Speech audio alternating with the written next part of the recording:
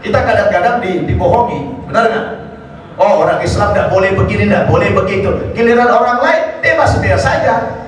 Nah, inilah kelemahan kita orang Islam. Kelihatannya kita mayoritas, tapi kita ini seperti terjajah, betul nggak? Kita mayoritas, tapi kita semasa dikerdilkan. Aneh kan?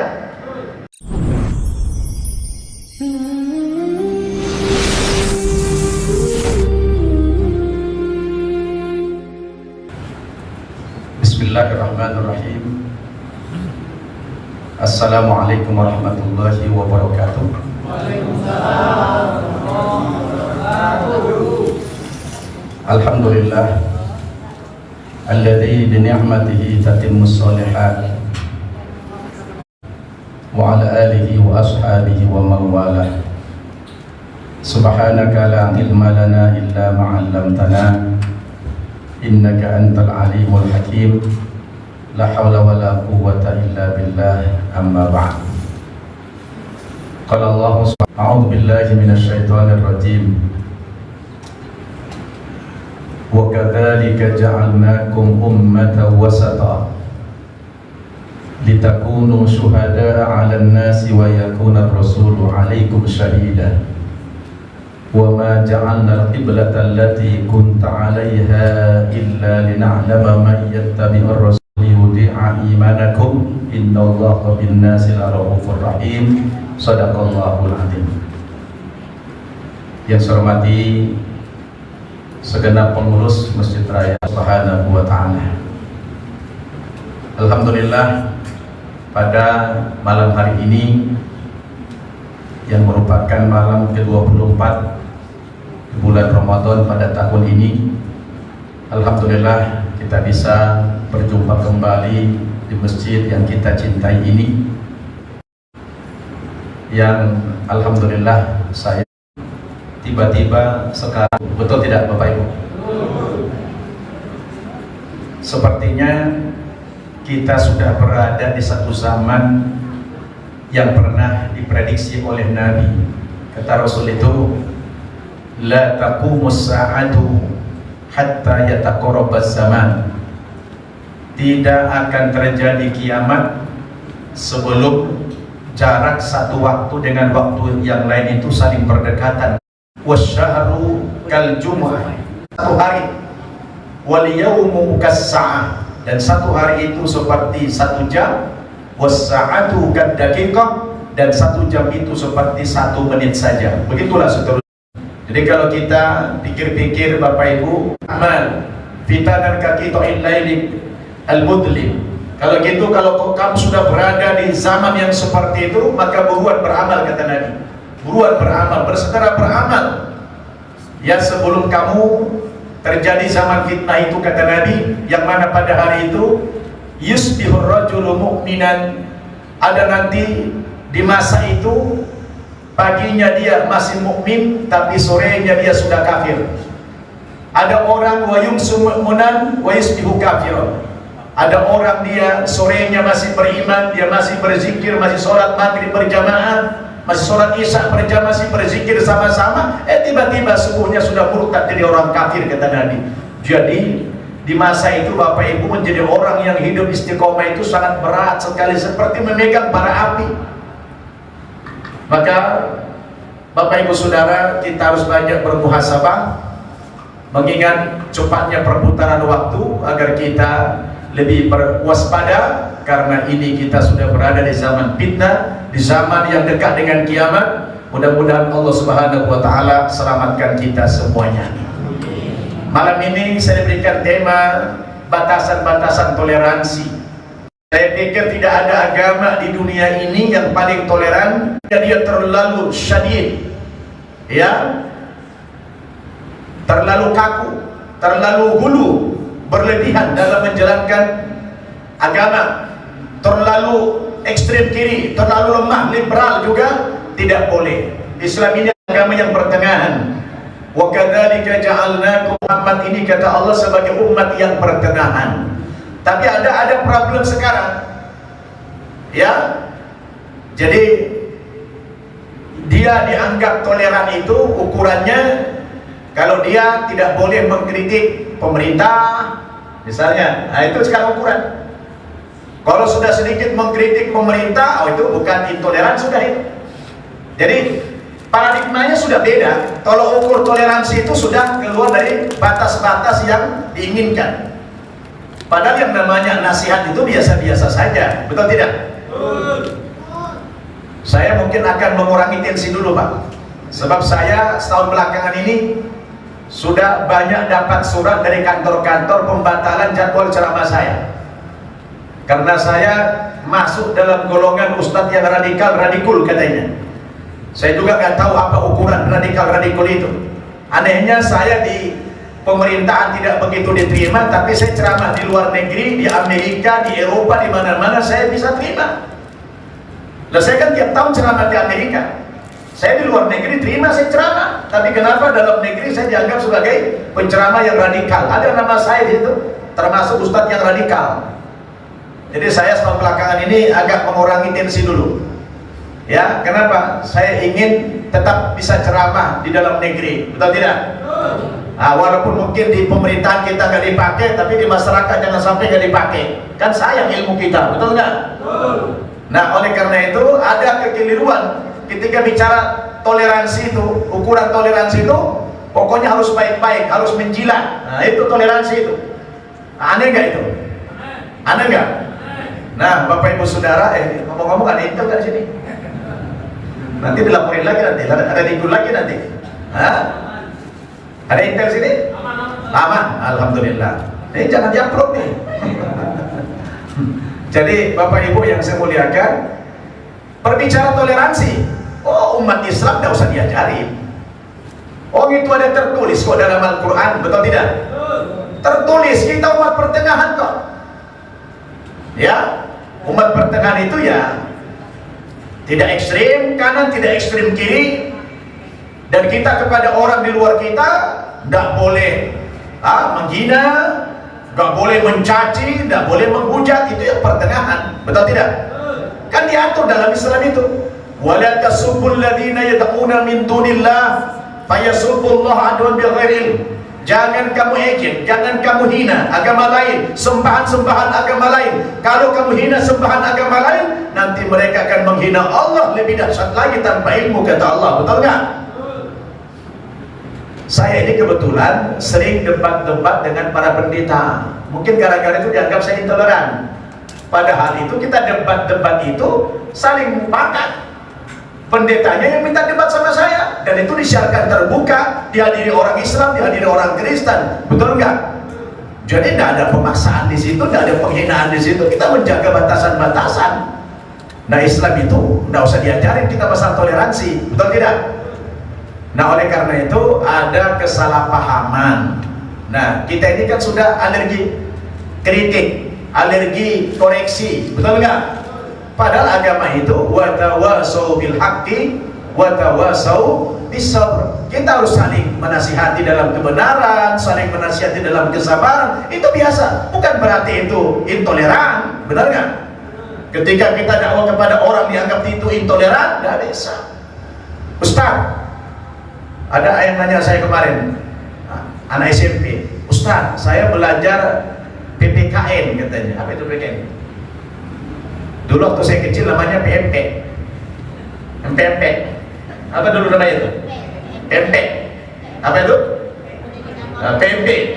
Pendidikan Moral Pancasila dulu. Sekarang kita diganti apa? PPKN. Apa itu sekarang itu? Hah? Pendidikan Kewarganegaraan. Kewarganegaraan gitu ya? Nah, saya udah tahu ini kan berubah-ubah nih. Ya, kalau kita dulu masih kecil PMP namanya, betul nggak? Ya beda zaman biasa. Nah, ada yang tanya kemarin sama saya, Ustaz, saya belajar PPKN katanya. Guru saya melarang kita membicarakan agama lain dan melarang kita tidak boleh mengajak orang lain masuk ke dalam Islam. Itu dianggap adalah intoleran. Nah, kebetulan saya kerjanya gitu, ngajak-ngajak orang kepada Islam. Saya bilang itu bukan intoleran. Kalau bicara ngajak orang ke dalam agamanya karena memang dia merasa benar agamanya, itu kan sah-sah saja. Dan itu bukan hanya dilakukan oleh orang Islam. Saya bilang Kristen malah lebih getol.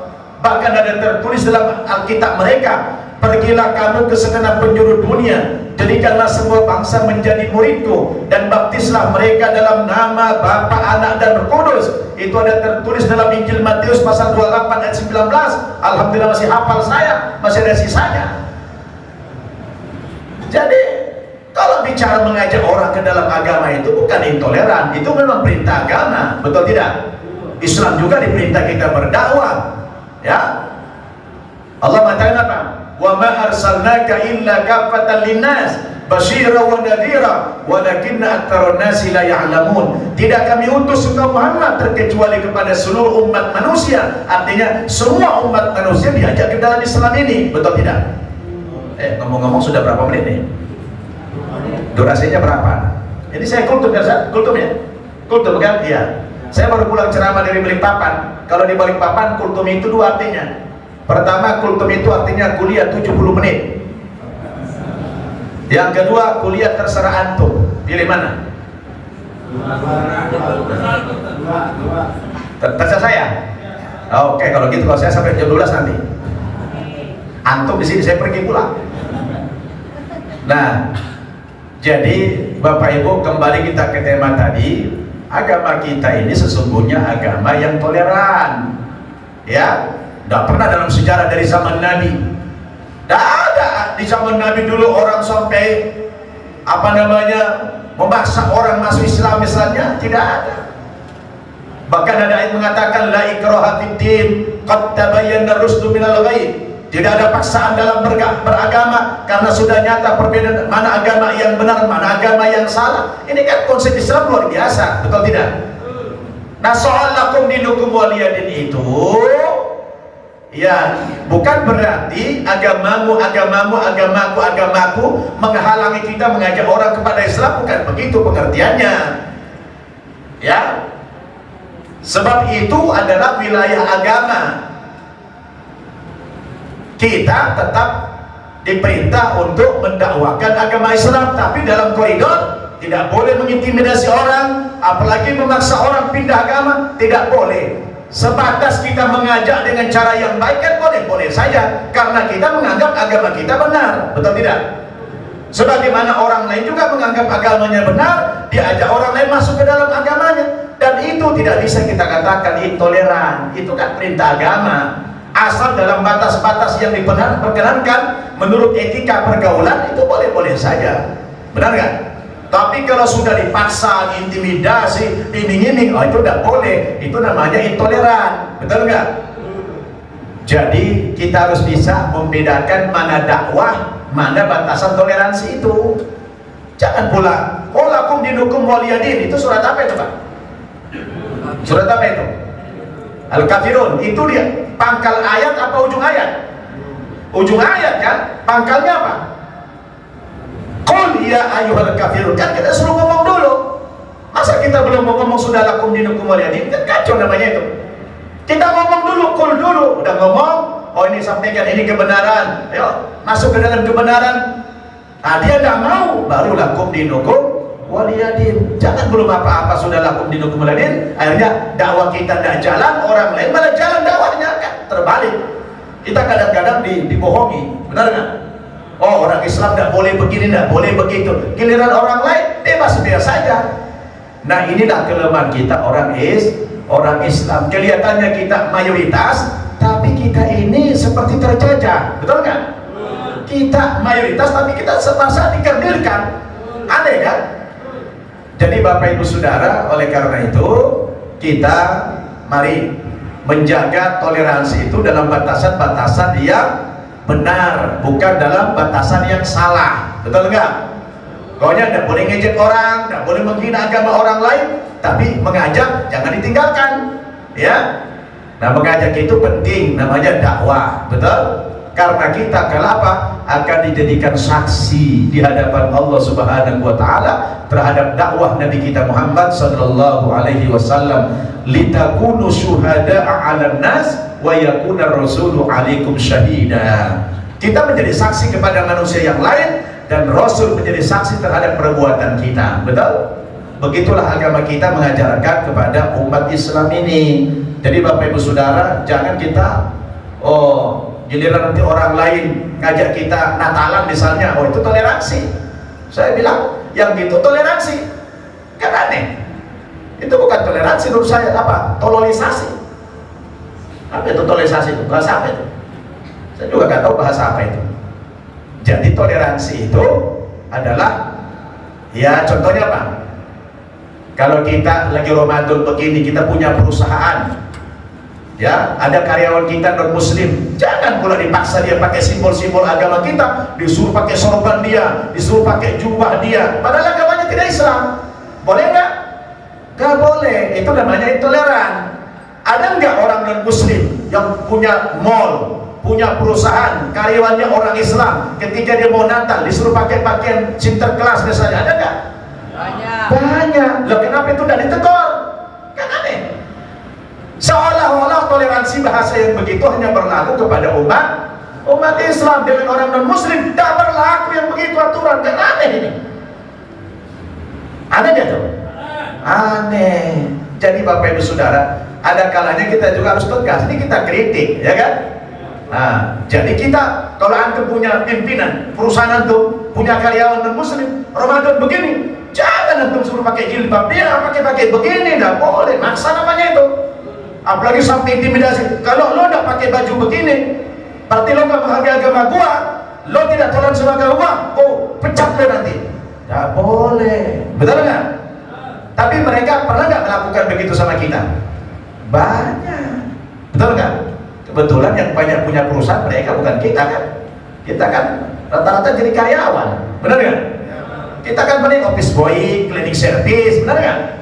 Iya, kita lebih banyak menjadi pelayan di atas tanah sendiri kan? Menjadi tamu di rumah sendiri kita sekarang umat Islam, betul tidak? Nah, ini adalah karena kelemahan kita umat Islam. Maka mudah-mudahan dengan Ramadan yang sebulan memberikan tarbiyah, pendidikan mental kepada kita, kita bisa bangkit umat Islam ini. Amin. Bangkit spiritual kita, bangkit emosional kita, bangkit kecerdasan kita, betul tidak?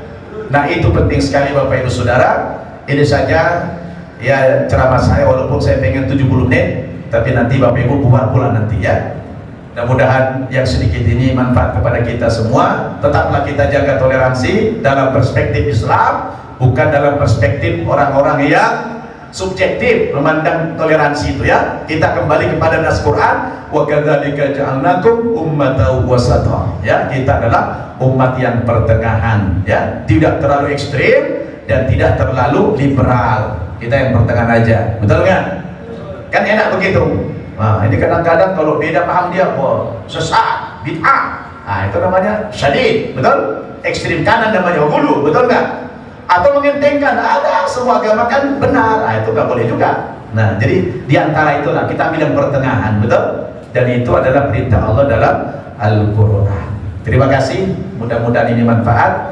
Mari kita tutup dengan doa kafaratul majelis. Subhanakallahumma bihamdik, asyhadu an la ilaha illa anta, astaghfiruka wa atubu ilaik. Wassalamualaikum warahmatullahi wabarakatuh.